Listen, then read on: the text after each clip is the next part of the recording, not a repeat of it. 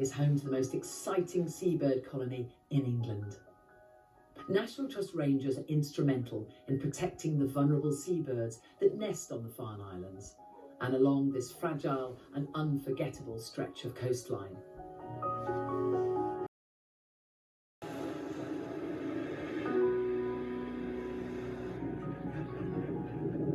The Trust have been looking after these islands now for, it's getting on for 100 years nearly, and I feel it's an absolute privilege to be a part of that, to be looking after the birds, also welcoming visitors onto the island as well. It's really lovely that we get to share those experiences with people and kind of show them what we're doing to help these birds thrive. Thank you so much for introducing me to your amazing neighbours, the seals and the birds, and it's great to be a part of that.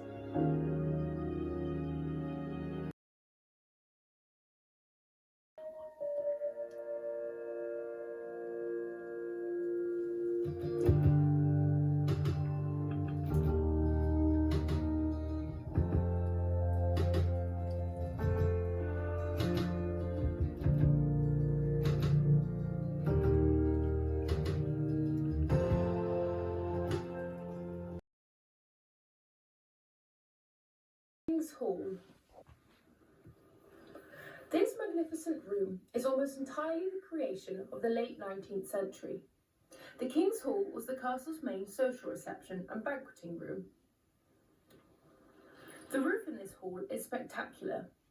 It is classed as a false hammer beam and is made from teak that came from Thailand, then called Siam.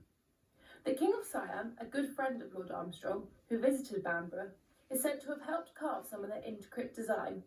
There is not a single bit of metal in the roof. During the gaiety of Edwardian society, the castle hosted many great balls. They were described as dazzling affairs and beautiful fashion parades. However, it was noted by one socialite that the wind tore havoc through the ladies' fluffy skirts.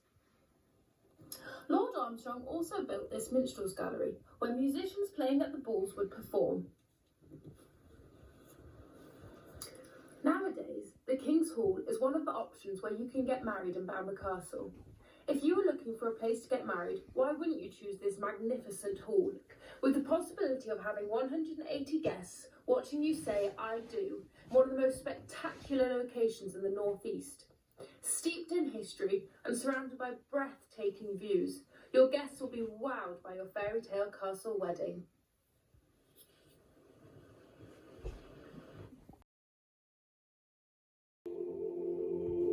Since 1998, travellers heading north into Tyneside have been given a very distinctive welcome. Anthony Gormley's Angel of the North has quickly become one of the most famous pieces of public art in Britain.